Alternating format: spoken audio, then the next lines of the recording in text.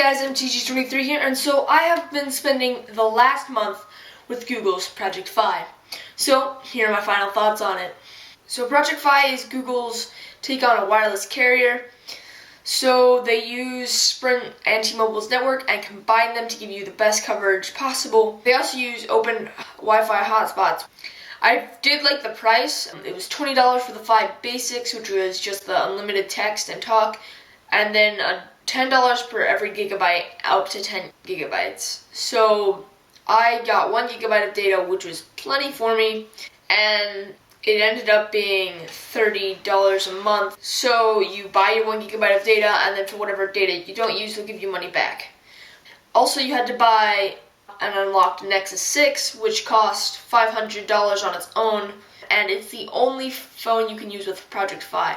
Now I'm thinking that in the future that the next Nexuses, because there's supposed to be 2 this year, are going to be available with Fi, and that you'll be able to use them. But that's still not enough, in my opinion, to make it really compatible with anything.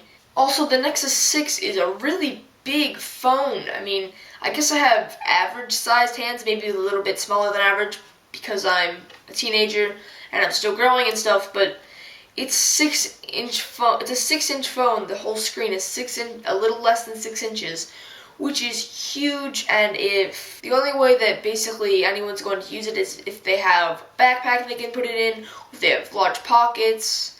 Like I have pretty large pockets, so I can fit this phone in my pocket. But despite it being big, I did enjoy it, and I did like the screen. It's a Quad HD display, which means it just looks fantastic, and it's got a decent camera, but it's still not as good as something like a new Note.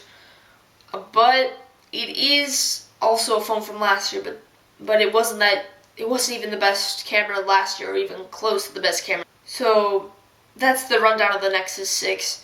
And call quality on this phone was really good, and the actual service of the actual LTE was really good too.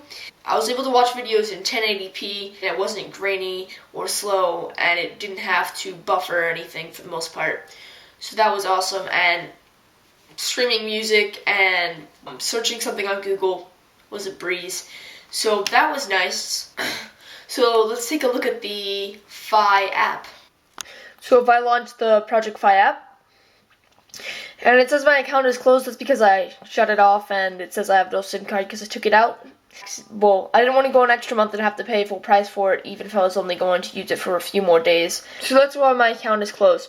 Anyways, so when you open it up, it has your account information, and so it has current cycle, and it says my cycle is going from August 18th to September 18th, and it tells me how many days are remaining, and it tells me how many gigabytes I have left, and how much I've used, if, of course, I still had my account up and running. If I come down here, it shows me my plan, how much I'm paying a month, my phone number, and then it says manage plan.